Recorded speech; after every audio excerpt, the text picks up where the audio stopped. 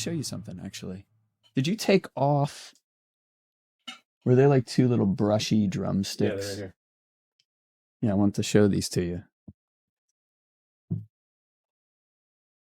These are nice. I thought you might like them.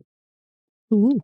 Not a gift, I'm sorry to say. It wasn't like, I thought you'd like this, because I would have wrapped it.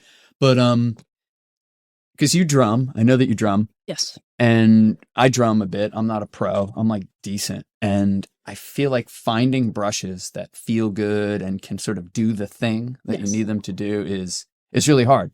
So I wanted to like share those with you. And I don't know, get your take on them too. You slide the rubber piece up. You can kind of make them tighter. Yeah. I find brushes actually that like have those full sleeves that cover them like are actually the worst. The metal ones. Yeah. Yeah, and those are like the quote unquote the proper ones. Right. Well, I found metal ones that just exist. They don't have any like adjustment or anything, and they're actually quite sweet and they're very delicate.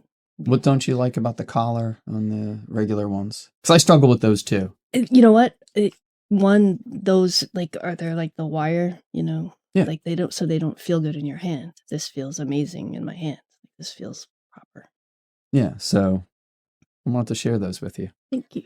When did you start playing drums? Like when I was working at the studio and you just started taking lessons? Was that sort of your first foray into drumming? No, I started as a child.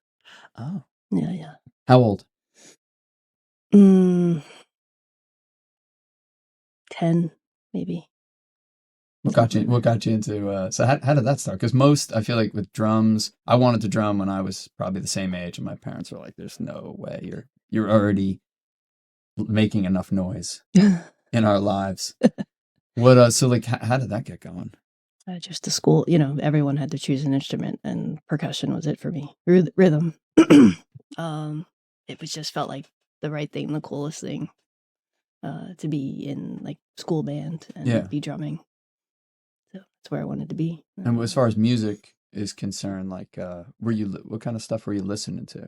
Because obviously school band is not necessarily band. Yeah. Yeah. Band is not like, you know, when you're listening to the radio or like, you know, having rock star fantasies. It's like kind of a very separate thing. So like, what were you listening to? Did you want to be in a... Oh, I'm going to age myself. We already discussed age. We're all good. But it's not recorded. You're 31 this year. 31 You're 31 years old this year. I think probably what I started jamming with was like the Go-Go's. Nice. Yeah, I can actually, I think like Pat Benatar was kind of in that, like, you know, rock, female rock, I think I was most drawn to. You liked the female rock. Yeah. Heart? So. That's like too big. No, it's like production music. Yeah, they were pretty epic. Yeah. The Go-Go's, did you go? Did you go when the drummer Go-Go was in Asbury? No, I didn't. A couple years ago. I'm forgetting her name, so sorry. She was at the studio doing some stuff, but I know she was also at the was it Confections of a Rock Star? Yeah. At the sweet shop. She was doing another drummer over there. I guess a book signing. Mm-hmm. Oh, Kimmy's a like rock star, you know. I don't know her. Oh, so yeah. So you probably want to talk to her because she's like legit rock. Oh, so maybe she had the connection with the Go-Go's and the whole bit. Yeah, she was promoting a book. And Pat Benatar is going to be at the Basie. Yeah. Are you going? I've been. I've seen her at the Basie. Great. Are you going to the one show. Whenever it's coming up? I don't have it on my calendar, but I would love to. I'm going to send you the date because Julie's going to be there. I'd see her anytime. It was an amazing performer. Yeah. Yeah, that's really cool. Yeah. So when did you start, did you play in bands at all? So when did it go from like something in school to kind of wanting to... you know, when I moved out of my house, I had to like let go of the drum kit, as we all do, because we don't have a place to play anymore. So I was not playing for a lot of years, and came back to it, probably in the last 5 years or so. So when I was seeing you around the studio, that was sort of the return. Yeah. Mm-hmm. Oh. Yeah. So what style? Tell me about like what style do you like to play? Tell me about your drumming. We get a good amount of musicians, in these parts, Yeah. these Asbury Park parts. I'm all about tempo. I'm not, I want to play anything, and I want it to be like rhythmically solid. That's my focus. It's not, and I'll like anything. I want to participate in. Like I enjoy all of it.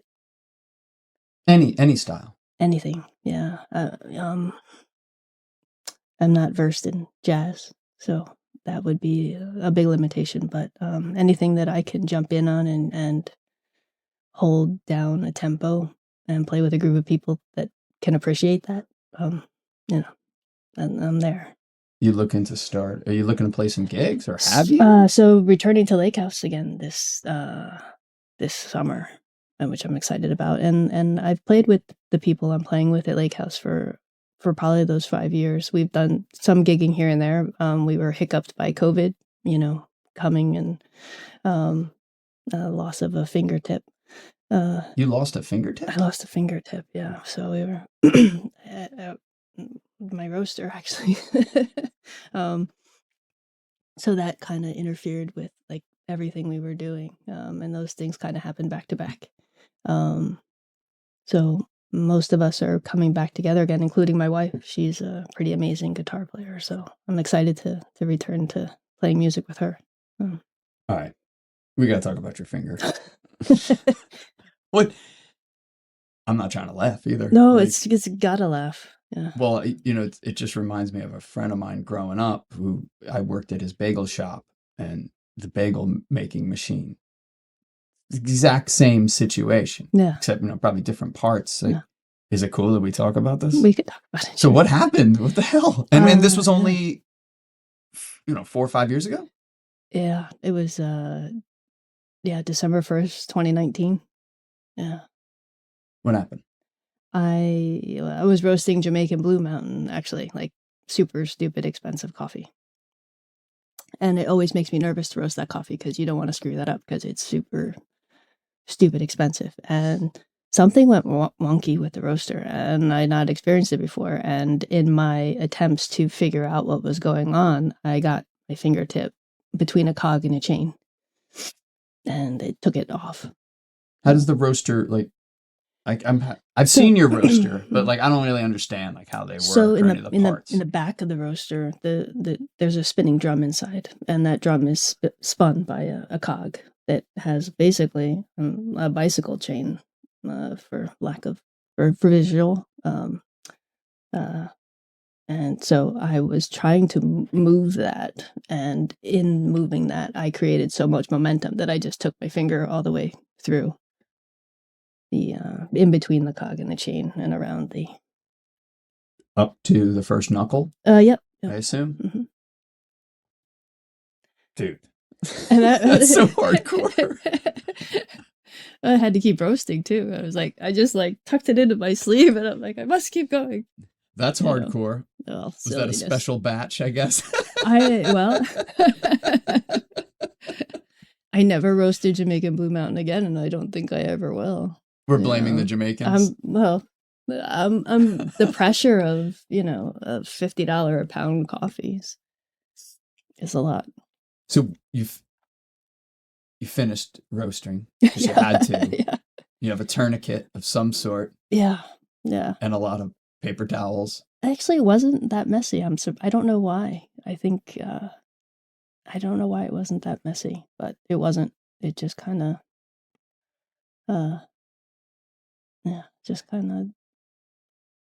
hung in my and I think I was clenching my fist so hard because I didn't even really know what I did. I knew I did something, and I knew I did something bad, but I needed to focus on getting this coffee out of the roaster because bad things can happen, right? It could start a fire. Worse, it could have just gotten worse from where we were, but that's not something that can be like reattached or anything. I don't really understand. No, it wasn't reattachable.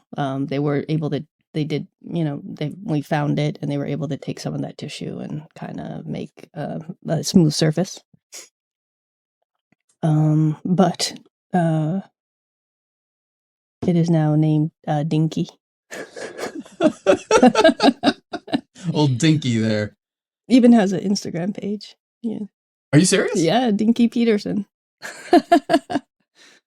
Dinky Peterson. Yes, because you have to make light of these things and make him, he's like a character. It's a he. It's a he, yeah. Dinky's a boy. Dinky's a boy. Yeah. Was a man, now a boy. Dinky, where Peterson? Where's Peterson come from? I don't know. It was like he looks like a. If I'm honest, if you want me to, this is the he time looks to like be a honest. little Peter. So I think Dinky Peterson. Oh, he's a little Dinky Pete. Yeah. Yep, just shared that with the world. No, all right. So everyone should go and check out the Dinky Peterson Instagram. You said? Instagram, yeah. Instagram page, accessible through Asbury Roastery. Speaking of which, Asbury Roastery, 17 years. That's right. 2007. I came to your coffee shop in 2009. I was working in Asbury Park, and one of my colleagues brought in coffee, and I was like, damn, that's really good coffee. I was never a coffee snob. I just always knew when I didn't like. Didn't always know what I liked, but knew what I didn't like. Yeah. And I just feel like most coffee I just did not like. And someone's like, oh, we're picking something up. I'm like, oh, don't bother. Yeah. And it was excellent. And Mr. C, that was his name. And Mr. C told me, oh, yeah, there's a new, I guess it was new-ish, yeah. 2 years at that point, new-ish place in Asbury, 4th Ave. Second Ave, sorry. Yeah. 2nd Ave. And I said, oh, I'm going to have to go check it out. And I think the next day on my way into work, I grabbed a cup of coffee. Maybe you were there. Maybe you weren't. I don't remember. But I'm pretty sure it was just me at that point. There couldn't have been anyone else. It's impossible. Right? If you weren't there, the door's locked. Pretty much. Yeah. That's amazing. It was great. I've been, I love your coffee. I tell everybody about your coffee. I think it's the best. And not to like fetishize coffee, although I'm sure it's easily fetishable. I've had, I think, every coffee in this area, in this Monmouth County area. It seems like there's a lot of coffee. Mm-hmm. It seems like there's a lot of coffee drinkers. How come yours is so much better? I mean, I know this is an opinion, and I'm not trying to make you brag or anything, but I have issue with a lot of the popular places around here. We don't need to name their names. We know what they are, but it's just not nearly as good, in my opinion. And I'm like, in my mind, I'm like, okay, so you get beans, you roast the beans, and then so it seems simple, although I'm sure it's not. Obviously, it's dangerous as well, which we just learned. Spawned a Dinky. And so what's special to your process? I mean, can you speak to what's the magic in your roasting? Because I really honestly feel like you have the best coffee. I wouldn't want to have had you on the show. I like you as a person, but it wouldn't have, it was less attractive to me. So I'm like, this is the best. I think you're the best. How are you the best? Tell us. I think one thing that differentiates Asbury Park Roastery from a lot of what's going on out there is I still roast the coffee. From day one, with the exception of maybe a week, I've roasted every bean that's gone out of the shop. And I think that matters because that's where my heart is. I'm not there to run a business. I really do love coffee, and I do attribute whenever someone asks me, what is special about your coffee, and it's love. I know it's probably not an answer you're looking for, but I genuinely love what I do when it comes to working with coffee, and I bring that into the equation. And a lot of my roasting has kind of become intuitive. There's a lot of roasters out there who are, charting every temperature drop and temperature rise and the times, and I still gauge those things just to check everything is operating. But my roasting has become very intuitive over the years. So some people you can take a purely scientific approach. You can. And we have a lot of friends like in the brewery business and the beer business. Mm-hmm. It seems like there might be a lot of similarities there. But you've moved the other way. So then what does it mean to be intuitive about roasting a bean? Are you just going like, oh, like my grandmother, like when, she was cooking when I was young, she would just know when everything was ready because the house smelled a certain way. Right. Like, oh, it's ready. Yeah. Nothing ever got checked or tested. It's like, oh, it's ready. Is it like that? Or are there visual cues? There's definitely visual cues. There's aromatic cues. Most of my checking is done at the beginning of my roasting day because, variables change, right? The roasting process can be slowed down if it's a cold day. It can be accelerated if it's a warm day. Humidity is going to affect things. So once I have a sense of how coffees are responding, then I know how I want to be guiding them through the process of a roast. And I know what I'm looking for. And visually, there's an auditory element to it. There's a first crack and a second crack during the process that tells you where the coffee's kind of landed. What does that mean, crack? So coffee goes through two processes of expansion. So it starts as a very dense, solid seed. And during the roasting process, it becomes a woody. The bean you're grinding, it's kind of woody. It's like porous. Yep, porous and woody. Yeah. That starts off as the raw coffee is very dense, and tiny. And it's probably going to double or maybe even triple in size during the roasting process, kind of like popcorn would do. So they're really small. It's pretty small, yeah. So it maybe triple is too far, but double is safe. But that expansion is an indicator of where the coffee is in its process.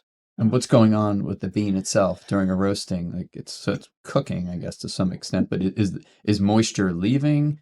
Is it ripening? Is it? So moisture's leaving, and ideally you're creating sugar. If you are a black coffee drinker, you will experience a sweetness to a cup of coffee that someone who's adding sugar and such won't notice. But if you allow your palate to adapt to a good cup of coffee, you will taste some natural sweetness in that experience. And what is making the coffee is oil from that seed. You'll see in darker roast that oil will rise to the surface. That's why your beans are oily, but that's actually what is blending with water to make your cup of coffee. And the porous woody material just becomes a vehicle, and it also is an insulator. So if you're leaving your coffee whole bean, it's allowing those oils to stay fresher. I usually buy the whole bean from you. Actually, always. Yeah. Just an excuse to use a grinder, wake people up. Yes. So if moisture's leaving and it continues to leave as you roast, then how come the darker roast is oilier than a light roast? So the oil and the moisture are two different pieces of the puzzle. I think you can lose probably about 20% moisture during a roasting process. So if I put 10 pounds of coffee in the roaster, I'm not going to get 10 pounds out. The oil is there present, whether it's a light roaster or a dark roast. It's just the dark roast encourages that to come to the surface. Those oils are still in the lighter roasted coffee. It's just they're not feeling the pressure to get to the outside of the bean. And as the coffee sits over a period of weeks, that oil will start to come out and eventually evaporate, and is when the coffee starts to get unhappy. How long can you buy a bag of beans? How long on average? And can you freeze them? I don't want to forget that question because I feel like I've heard two different answers from various people. I've never asked you, which is probably what I should have done. Yeah. I like for people to use coffee within a week. I think if you're going to invest in fresh roasted coffee, then have fresh roasted coffee. 2 weeks, fine. I think coffee's still fine after a 2-week window. Maybe even up to a month. I'm not I'm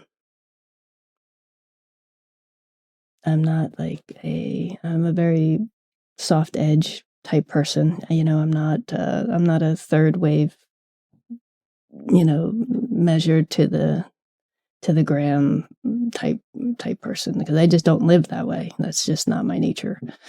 So for me, I like to use my coffee within a week because I enjoy all of that. I want to get everything I can out of that cup.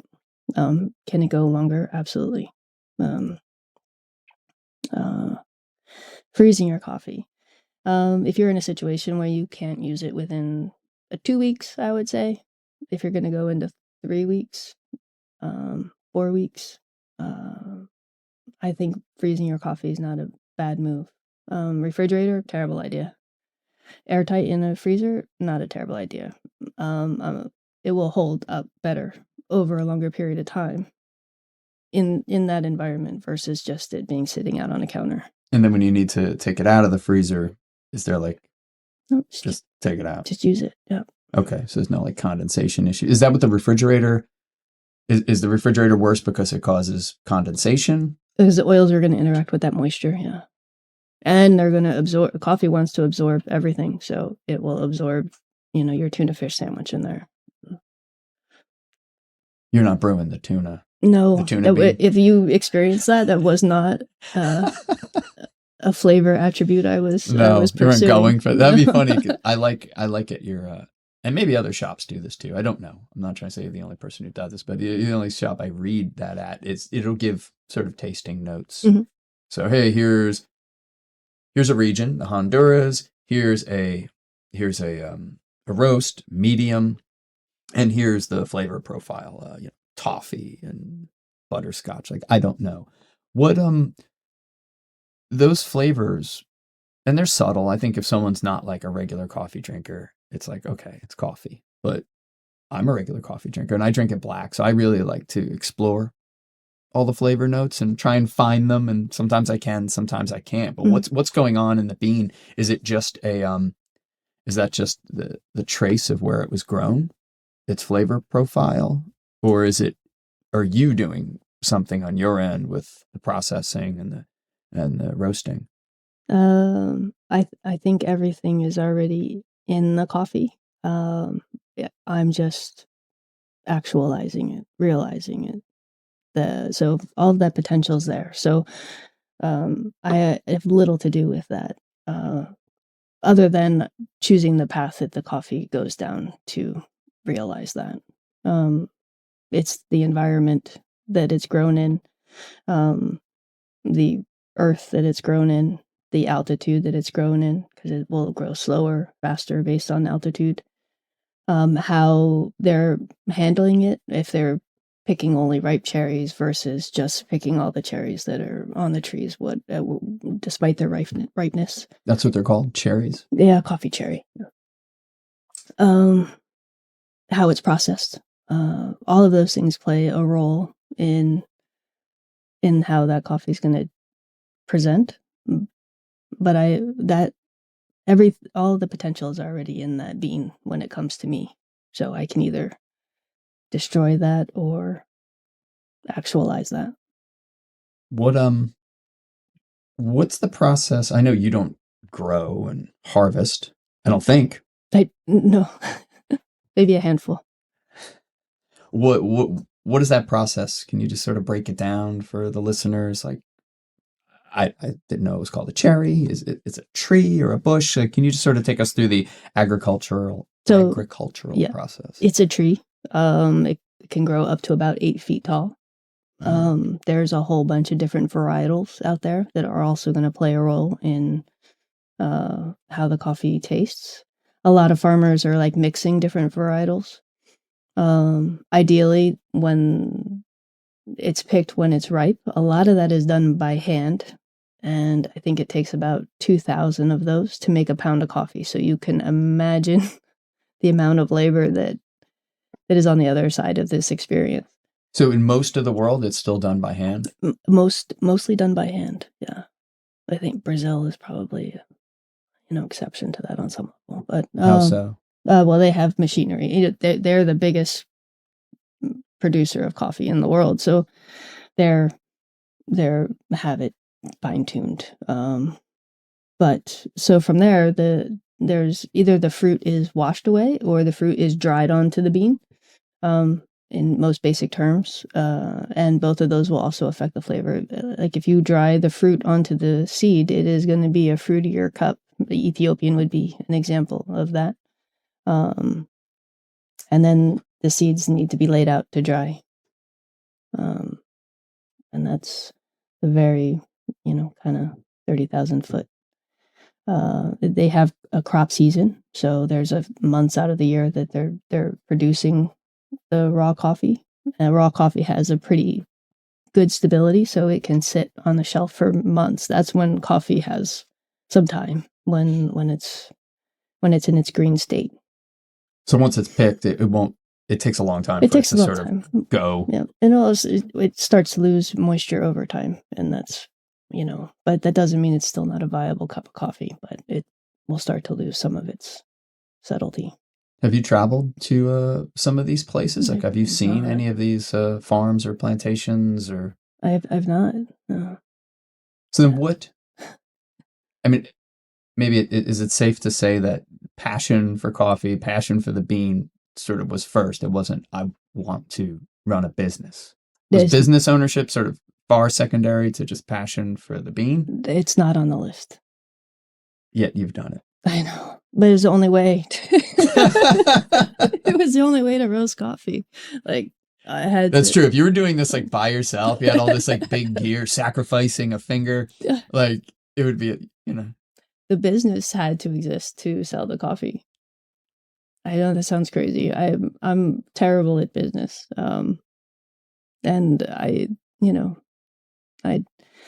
do the best I can with it, but really it's the vehicle to have a reason to roast coffee, because you can only give so much coffee to your friend. So your roasting is like a way for you to actualize what the bean wants to do. And then once that happens, you need to have a business to actualize people appreciating and enjoying it. Yeah. That's basically the truth of it. When in your life did you start to get very passionate about coffee and beans and want to sort of take it past like, oh, sure, I'll have a cup of coffee? Early 20s, I think, somewhere in there. And it took me, I did a lot of home roasting and a lot of, I went and worked for somebody else for some years. And very grateful that someone was, because I was pretty honest, like, I want to be a coffee roaster and I need these experiences and I'm going to go do this one day, but if you'll let me just come in and, sweep your floors, I'll spend some years here and teach me. And somebody did that. And was that in the Monmouth County area? Yeah, it was a shop called Longview Coffee. It was actually in, is that Ocean? I don't know. It was Howell or Jackson. I don't know. Is that Ocean? Howell is Monmouth County. Is it Monmouth County? Yeah. I think it is.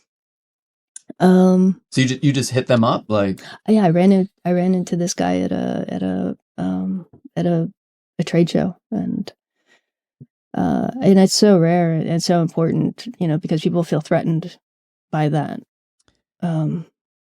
Sharing that experience and knowledge, but it's so important to, give. I'm so grateful that he was willing to take that step with me. Mentorship is clutch. We had a guest on, Russ, who was talking about that. Mm-hmm. He's a car builder, and just the person, the gateway, the entranceway, the gatekeeper, someone who's selflessly able to show you the ropes and not, because it seems like a lot of people are afraid to share information, mm-hmm. because maybe they feel like that's a threat to their business, or that you're some spy who's looking to undermine them. Yes. It's a natural tendency, I suppose, for humans to sort of be like, hey, I worked really hard at this, and hey, this is knowledge that I acquired. I think it's part of the human condition. I mean, the opposite is true too, sharing and being open. But I think in the business world and in our culture, it makes sense in a way that people would be apprehensive or afraid. Doesn't make it right. I think it sucks actually, but it kind of makes sense. Yeah. I think the one thing I've learned in 17 years about business is the worst decisions are made out of fear. In anything. All of them. Like all of my worst decisions were all fear-based. So that's all that's all not like I'm afraid to try this. It's like I'm afraid if I don't do this. Because I've also made like a lot of decisions that I didn't do something because I was afraid to do it. You starting Asbury Park Roastery in 2007, was that like a big part of it? Oh my gosh, it took me so many years. Like it took me fear. Yeah, fear. Just getting over fear, and it doesn't really subside. So for some years before 2007, you're like, I should open up a coffee shop. Yeah, I was every day. I should open, and not doing it. And it was always, I think I need some other experience. I need to go work for this shop and see how they do that. But you had already done that. Yeah, but I was always looking for, I think I need another experience first. What were the first steps? So when you finally, if there was even that moment where you're like, fuck it, it's happening. For people who maybe are interested in starting their own business or starting a local small business, and yours isn't even that small. I mean, you have more than one location, but what are the early steps other than getting over the hump of apprehension?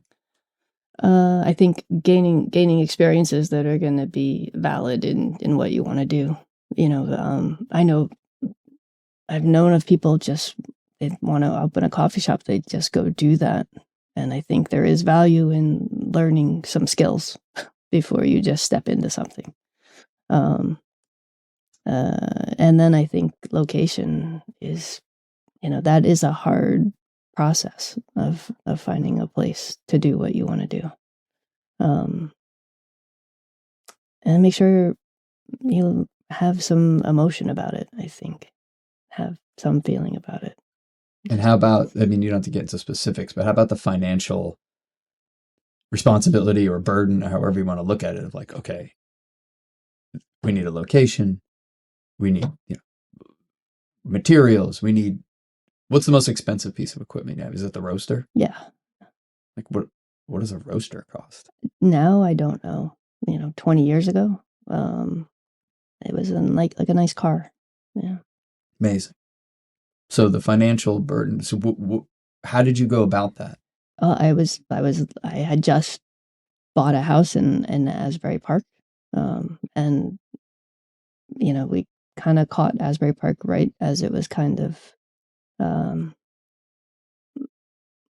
taking steps forward that were kind of sticking, and was able to kind of take some money out of the house to fund a part of it. We were talking those years in Asbury Park. Yeah, that's a good way to describe it. Those were the years when it was taking steps that were going to stick. And it's not the first time that's happened, right, at least in my memory. And, we've got about the same years underneath us. Not the first time that the town has done that. I'm trying to imagine that end of town is a little different.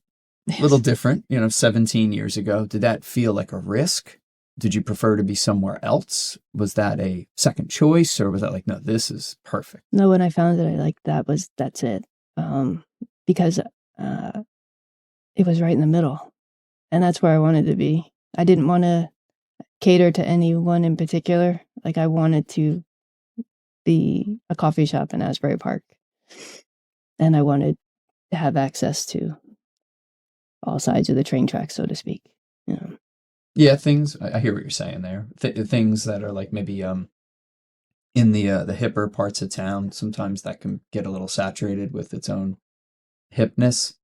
Do you think you would have been able to create the same type of business if you were in what I think a lot of people would call maybe the desirable spot? Or do you think it's your business and your success and your longevity and your passion really is tied into sort of where you are?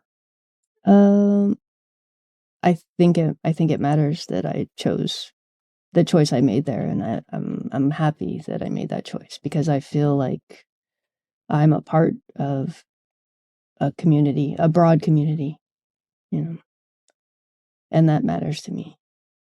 Like, Is- I don't feel like, I don't know, I may not have survived, like the Cookman Avenues of the world just because it was, I mean, and is, so expensive relative to the middle of Asbury. Yeah. Yeah, it's a good point. That's a good point. I mean, I love all parts of Asbury, so Mhm. I'm not trying to throw shade No, on for any sure. sections, but as someone who grew up in the area and as someone who's worked in the town, I like this idea of being in the middle. That's a sweet spot to Mhm. be in a town like Asbury because it's definitely for a lot of people it seems like a one-dimensional town, but it is not. It's got so much, and I realized that when I was teaching there, Yeah. which is when I met you. Um, there's so it's a very rich town culturally, experientially. There's anything you can think of and things that you don't want to think of too sometimes is going on. And you've had your neighbors have changed over the years. So Yes. you when you started, you were a single storefront on the second ave location. You've since expanded. Mhm. And can you talk a little bit about the expansion and also your location on the boardwalk, which is a great spot, although I'm sure it's like a stressful location. Yeah. But it's so cool that it's there. Um, can you talk a little bit about expanding and growth and how you've managed that and maybe some of the ups and downs of growth, and then maybe talk about if you're planning on growing more or what the future might hold, without letting out too many secrets if you have them. um, well, the boardwalk in Convention Hall was our first venture out, and I'm really grateful that they were nudging us to do that. And all I kept thinking was, do you know how many cups of coffee I'm going to have to sell in order to make this work? Like it Who's was they? When you say they were Madison Marquette, right? So oh, they that was, wanted you. well, I mean, it was, back then it was still like you could walk down the boardwalk and, not see someone. So it was still, Right. so they were, it wasn't because I don't want to mislead you into thinking, I know what you're they were saying. buying for me. It's just, I'm grateful that they kept nudging me to, Well, at the same come time, they do thought it this. would be a good fit. It wasn't just like, please, wait, you're a human, you have a pulse. Like, I'm sure it wasn't that. Close. I mean, at the end of the day, you provide a service that, it's so universally appreciated, used, talked about. There's dependency Yes. issues. There's Thank goodness. it's a Yeah. it's a real relationship. Yeah. It's a real relationship. I mean, how many things on earth are like that? So maybe I don't know, pizza? I don't know. But then there's not pizza everywhere. Like I can't imagine being in certain like continents or certain parts of the world and like getting a slice. But like I feel like coffee is everywhere. Is there anything as I don't know what the term would be, as universally just part of the landscape of humans as coffee? Is there anything? Gasoline. I don't know. Food wise, I don't know. Like the very first thought was gasoline. Like everybody goes and regularly fuels up their Oh, car. that's true. That's a good I point. I don't was know. thinking about food, I don't but know. yeah, that's a good point. Gasoline too. Yeah, Pizza. I don't know. Do you Water? pizza, water? Maybe, yeah, maybe water. I like wine. I don't know. I feel like wine is like ancient and generally appreciated, but that's problematic too. Problematic if you're hitting that every day at the end of it. Like, so I'm hitting coffee It's every not as problematic as coffee. No, you're hitting your morning coffee. Like, I can't imagine starting my day without coffee, in those rare occasions where you have to go get blood work or something and you're like, this is miserable. Like, I'm sorry, I have to fast. Does that include coffee? Yeah. Because I'm sure it doesn't. Right. Yeah. Yeah, I just had to get a bunch of blood work done. And I usually drink. I don't drink coffee early in the morning, so I usually don't have a cup till like 11 or so. So it's easy for me as long as the blood work is happening in the morning. If it's in the afternoon, it's like, oh, I don't think that's going to work. Yeah. What, talk a little bit more about when you finally did expand. So you're in convention hall, which is just the weirdest, wildest structure Yeah. ever. Yeah. Like it goes in and out of, it's condemned, it's not condemned, this part's condemned, this part's fine. What was that like, finally jumping into that space and then having to probably sell a lot more? I mean, you said that, like, oh my God, I got to sell a lot more coffee. So how did you do it, or did it just happen? It just happened. I didn't, I thank God. It kind of just came together. I mean, obviously I'm invested in trying to put my best foot forward, like this is the best cup of coffee I can give you. And that resonated with people. And so we are that source now, like people know where to find us, and I'm grateful they'll stand in a line to do it. But it's I don't know, convention hall is a unique animal, but I think it also is a significant contributing factor to our success. The fact that we're inside convention hall is, I think, I want to say paramount. Hey, where's the sticks? It's really a part of our success. Yeah, I mean, because on Second Ave, great spot, love that spot, but like you're not getting a lot of foot traffic there compared to, on the boardwalk. Of course, that's seasonal. Mm-hmm. So like in the winter, does the boardwalk location, do you stay open in the winter, or is that 12 months? We're not 7 days, but we are 12 months, yeah. Okay. You also were on the other end of the boardwalk for a short while. Yeah. Can you talk about that? So third location, which is not there anymore. Nope. Can you talk a little bit about like what the thinking was behind that, and maybe like what worked or what didn't work? So I'll say that is probably one of those examples of a fear-based decision. Afraid that, somebody else is going to come in, somebody else is going to threaten, what we have. So I think that was a fear-based decision, feeling the need to take that spot and do that. And why? You were at another coffee roaster was going to go into that or spot? Another coffee shop, like that. It felt like I wanted to protect. So I think, and that there was no reason for me to think that. It seems logical that another coffee operation would be on the boardwalk. So I think, one of those examples of a fear-based decision, proving itself out. So what was the calculation then, as hard as it might have been, to close that location? It was draining all the other shops. It would have run us into the ground. So high, super expensive to operate, super expensive to be located there, and not at all successful. Quite painfully, actually. But was it hard to make the decision to cut your losses at that point, or did that feel like failure because it's something that you were trying to grow? Yeah, complete and utter failure. Yeah. Even though it was what was right. Yeah.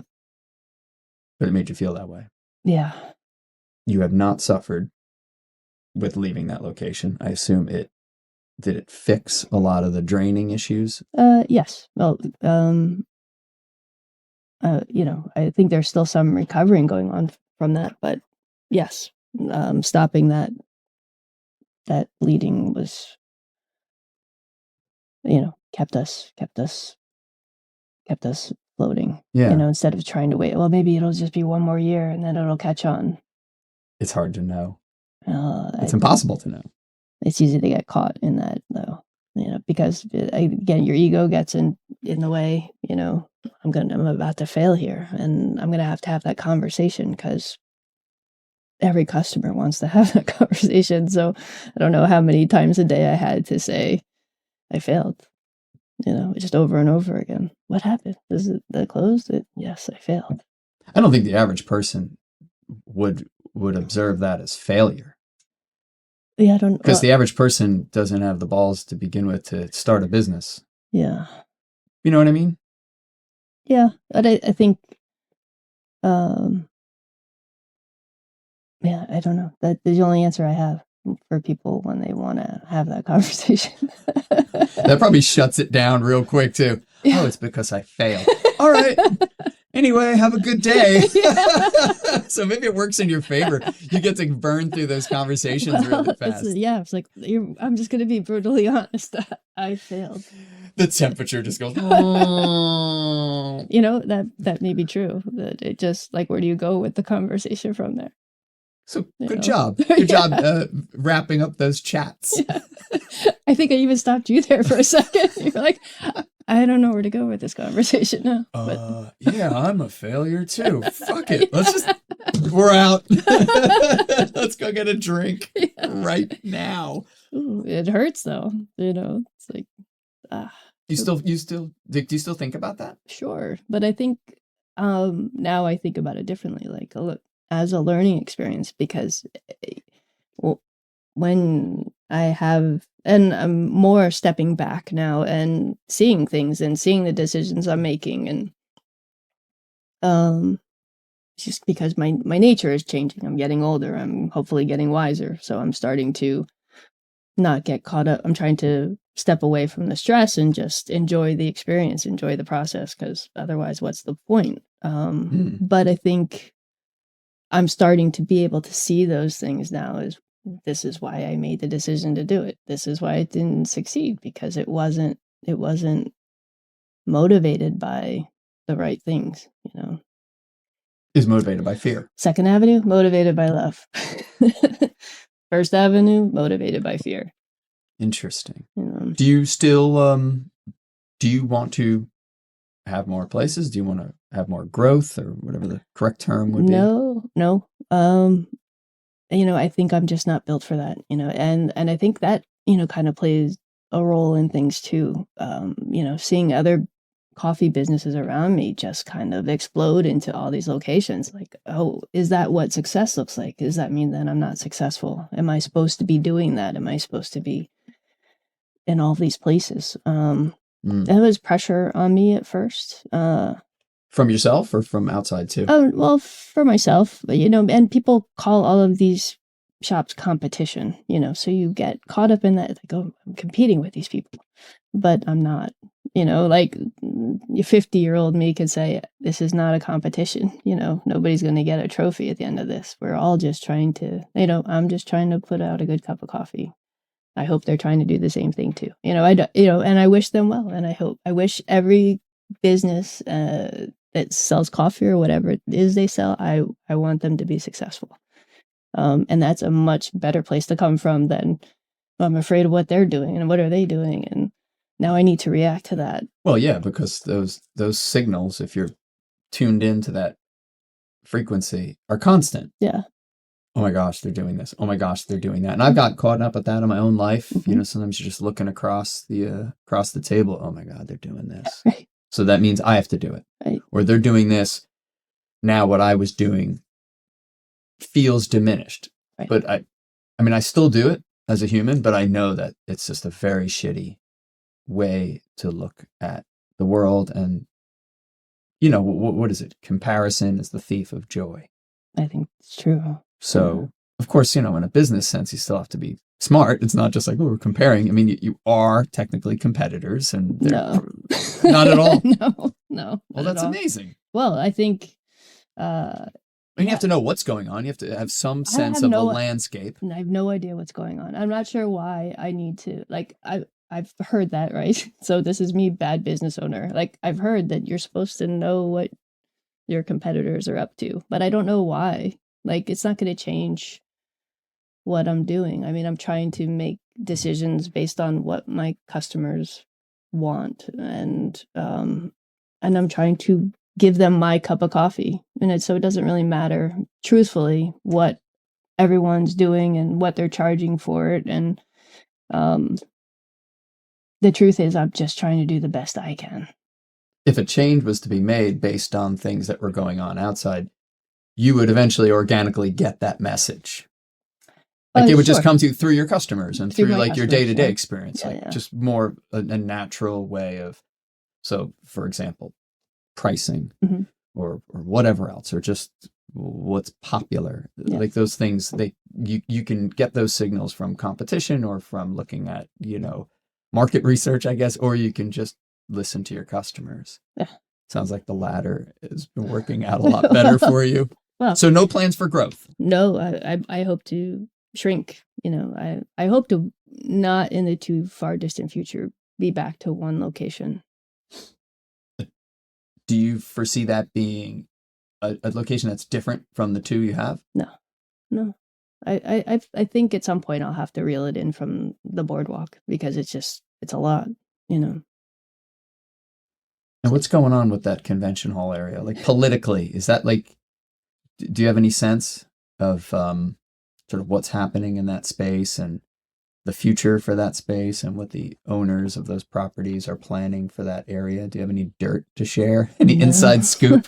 No dirt. The last thing I've heard was that, the city is in control of this money that's come from the state. And the city and the mayor have expressed that they would like to see the Paramount reopened. So they would like to see that money invested into the Paramount and getting that facility back open. And I think that would be amazing. It's a beautiful theater. Yeah. It's so beautiful. Yeah. One of the first thing I saw at Paramount Theater. Yeah. What was WrestleMania? They would do this is before you could rent things, I guess. So they would do broadcasts of events at theaters. So this is maybe early 80s. And I forget what they called it. There was a term for that. You guys, I'm 1,000 years older than all you guys. Fuck you. Who are you talking to? So you mean the internet? No, much earlier. Well, maybe the sporting stuff now, like MSG will broadcast a Knicks game when they're away. It was a thing. It was probably the precursor to pay-per-view. Yeah. Or something. So only select. You watched WrestleMania on that screen.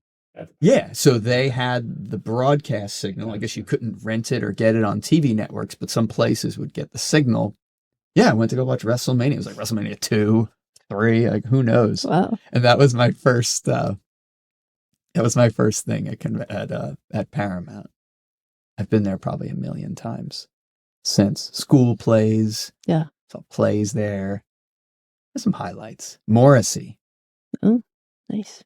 That was a good one. What about you? You got any memorable? Probably my favorite show there was Sarah McLachlan came there she was doing a benefit for Mary's Place, and that was amazing because it's such an intimate space. It's so intimate. Yeah, much like Basie. That's probably my favorite. I think the first time I was there was actually to see a comedian during Pride or something. There was at Paramount. Yeah. They did comedy? Yeah. They tried to create events around Pride weekend, and I think Susan Westenhofer or something I saw there early on. But I would love to see that space back open and someone invest the energy and turning it into actualizing that theater's potential. Oh, 100%. I think it's Asbury Parks and Monmouth counties. I think it's just it's a gem. Yeah. And there's so much energy around that space. I mean, there's a real scene around that area. Do you feel, is there a coffee scene?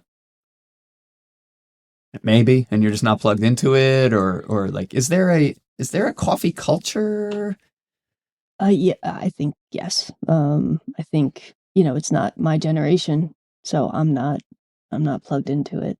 But it exists. I mean, I see it in my staff. I know that there's things going on with some of them, who are engaged in. It's kind of I don't know, we went to went to the Inkwell, back in the day. Yes. So I'm sure that's happening for that generation now. Folks listening, there was I don't know, not really a coffee shop, just as like coffee shop. It was like a restaurant. I don't know what it was. It was the Inkwell. It was the dirtiest place. I wouldn't know. It was always dark in there. That's why it was dark. If you put a light on the floor or the tables in that place, it would be horrifying. Yes, there was a place called the Inkwell, everybody, Long Branch. Yeah. I mean, maybe it's still there. I don't even know. Yeah, but that was our spot too. And apparently it's been there. So I was talking to my mother and like she knew about it. Yeah. From like generations prior. That was the spot. I just remember that was like, you could just sit and drink coffee. You know, you could smoke cigarettes until your freaking head fell off, and maybe get an appetizer. It was just one of those hangout spots, which I guess, I don't know if those things still exist. I don't know. I don't know if a place can be a hangout spot anymore because it just wouldn't make enough money. Right. That was a very unique spot. Yeah. Inkwell. Oh my God. That's like, it's magic though, in a bottle, right? Whatever that was, that's magic. And people should have those kind of spaces. I don't know where they are. But. Well, I think your space is that. I think your space is one of those spaces. Do you think you'll ever train someone to roast your beans? I've been thinking about that since you said it. Yeah. And I'm like, oh, well then, like forever? Are you the roaster forever? I don't know. Maybe. I don't know. It's a good question. So that's, getting over the fear that we were talking about of showing someone, like. You might need an apprentice. I might. Can you even do that anymore? Like, can you legally like have someone like you're teaching and not paying them? I would never do that. And no one would ever do that anymore, I don't think. But. Okay. I don't know. I don't think anyone's doing that anymore. Showing how ignorant I am. Yeah. But yeah, that's like, it's getting over that fear of this is a threat, Maybe someday. I hope so. I hope I get to the place where I'm ready to move on to other things. Stepping away from the coffee. Yeah. But still having the business? I don't know. My interests are expanding. Getting new teachers in my life and learning new things and things that like big picture stuff, like meaning of life stuff and being connected to the universe, like all of that is drawing me. And I think I'm kind of trying to bring that into my coffee shop now, that whatever is transforming in my life, I'm trying to bring those things in because they come together, because that's all about connection. And hey, maybe these people that are coming into my coffee shop, I can start connecting with them on different levels, like on human levels, That's what we've done. Yeah. Yes. So it's pretty cool. I think I think Asbury Park Roastery is distinct in that way. So yeah, I think, roast the best beans in Monmouth County. That's my opinion. I think a lot of people agree with that. But it's you. Like the product and the place is you. And I think, just as a customer, as a friend now, I think you're just doing a killer job. I think whatever you do, you'll do well because you appear to come from like here while you're doing it. And I think that you'll do excellent whatever you do. However, I still want your beans. So maybe if you leave the coffee business, maybe you go back to the old days where you were home roasting and you still just have like a couple people that you hook up. We're like a drug dealer, like a small time drug dealer. Like, all right, cut up a little bit for this one, the other thing. The only security we have in all this is I actually drink my coffee too. And I don't have another like resource. So that's a problem, right? Because like I'm going to have like. All right, good. Yeah, I'm kind of tied to this because it's hard to find a good cup of coffee. It's so hard. And that's why I really wanted to talk to you. It's like, it seems kind of silly that like everyone can't crush. Yeah. But of course not, because everything comes down to process. Everything comes down to little minute details. And then there's like what, grandma would say, because there's love in the soup. That's like, it's not the pasta brand. It's not the salt content of the stock. It's the love that goes into things. And I think you're killing it. I think there's a ton of love in your coffee. I love drinking it. I appreciate you coming on the show. Thank you. Thank you. Folks, Asbury Park Roastery, 2nd Ave, and also on the boardwalk. It's my personal favorite, in case I didn't say that enough times today. Probably going to have some immediately following this show. Alli, really appreciate you coming on the show. All the best with the business, and whatever you do, and your drumming, and maybe a pair of those sticks is in your future. Yeah, thank you for challenging me to do this. I appreciate it. Anytime. We'll have you back when you start your next business. Okay, I would love that. All right. Much different conversation. Oh, 100%. Take care, y'all. Thanks for watching.